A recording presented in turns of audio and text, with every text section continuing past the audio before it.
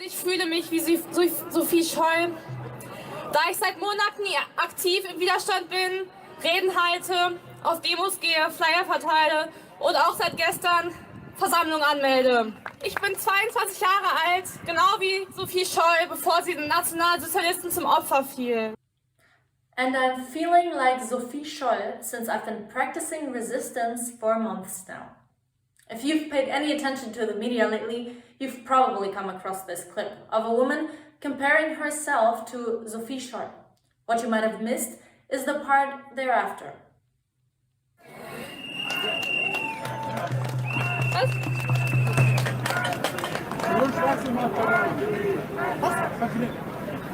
Lass sie doch in Ruhe reden.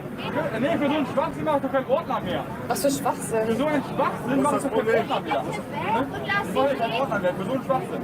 Also das ist mein besten Willen. Was ist das für ein Schwachsinn? Wer sowas hier erzählt, das ist doch Verharmlosung vom Holocaust. Verharmlosung vom Holocaust. Hey, ich hab doch gar nichts gesagt. Das ist ein Schwachsinn. Wie du voll. Wie ich das mich... Gottes Willen, häng den Gefühl. Häng den Gefühl. Das ist mehr als peinlich. Obviously, this guard is very upset about this comparison, but why is that? Who exactly was Sophie Scholl? What does she stand for? This is what we're going to further investigate in this video. So hang on.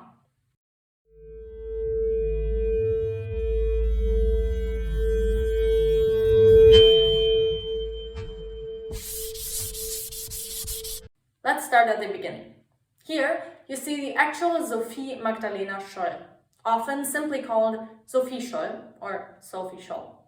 She is born in May of 1921 in Germany in Forstenberg as the fourth of 6 children. Overall, she experiences a rather peaceful childhood. Sophie visits elementary school at the age of 7 and soon attends a girls' secondary school.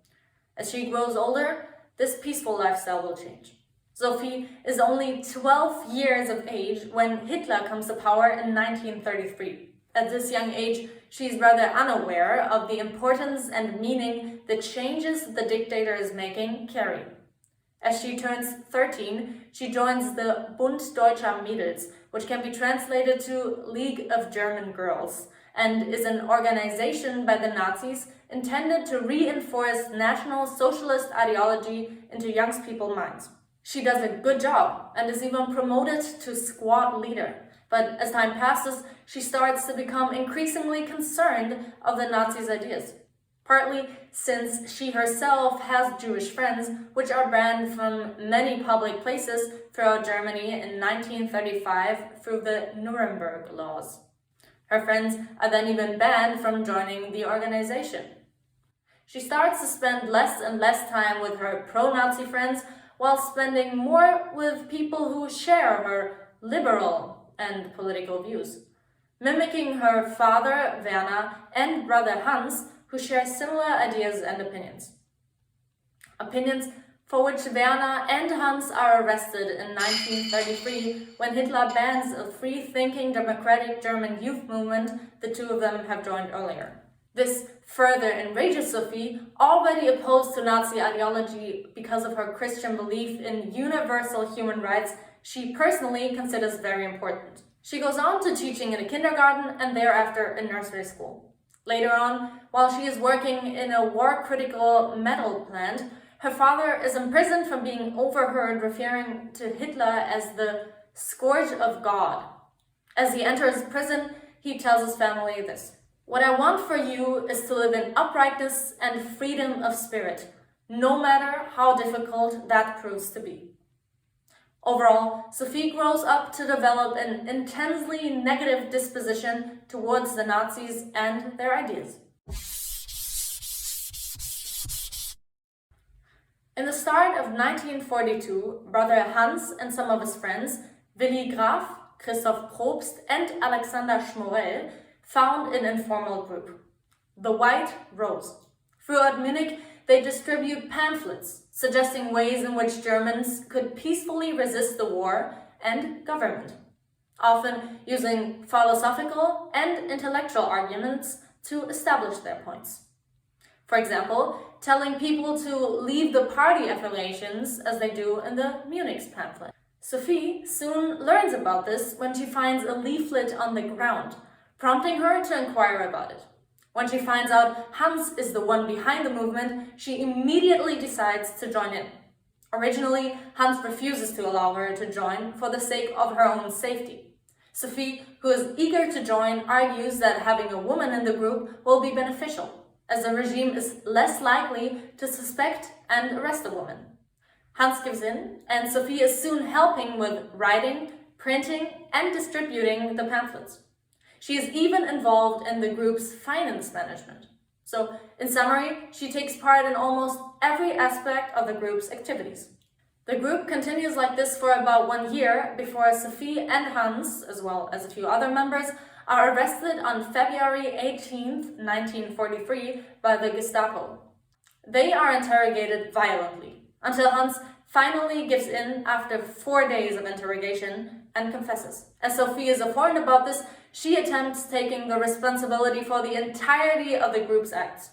Eventually, Sophie, as well as Hans and Christoph, are ordered to stand trial. February 21st, 1943. The German Reichspeople Court. Chief Justice Roland Freisler holds the chair, a man devoted to the Nazi Party, known for often vilifying the accused and refusing to allow them to testify or call witnesses in their defense. Sophie is barely given any chance to speak. The one and only time she tells the court this: "Someone, after all, had to make a start. What we wrote and said is also believed by many others. They just don't dare express themselves as we did." Then, facing Justice Freisler, she adds, "You know the war is lost. Why don't you have the courage to face it?" The trial ends after about 24 hours. All of the accused are found guilty of high treason and sentenced to death. They are executed by guillotine at Munich's Stadtheim prison only a few hours later.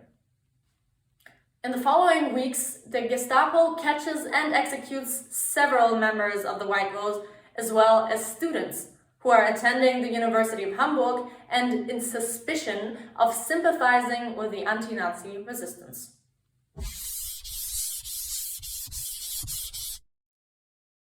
What Sophie says in her last statement isn't incorrect. Their beliefs are indeed shared by others. This becomes visible in the summer of 1943, when an Allied aircraft drops millions of copies of a leaflet titled "The Manifesto of the Students of Munich" over German cities. This leaflet has been smuggled into the United Kingdom shortly after the execution and is intended to show the German people the futility of continuing the war. Furthermore, there are other resistance groups, as for example the Edelweiss-Piraten, who are critical to the regime as well. Not to forget the individuals who practice social disobedience by giving shelter to Jews or others prosecuted by the Nazis. As time passes, she, along with her brother, soon becomes a symbol, a representative for courageous, peaceful activism, for standing up against injustice even as a simple citizen without harming anyone. They are showered with honors of their demise. Not only the University of Munich is named after Sophie and Hans Scholl, but also hundreds of streets, schools, libraries, and public squares. In 2018, Munich celebrated the anniversary of their execution by placing this monument in Munich. In 2003, a competition is held by television broadcaster ZDF to find out who the young Germans think was the most important German of all time.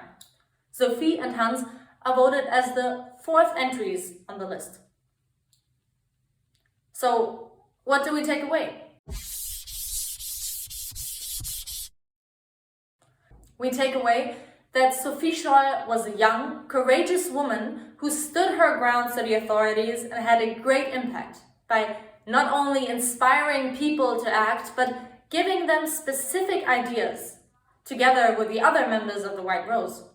She did all of this knowing it might cost her her life one day, and her brother's legacy are appropriately huge till this day.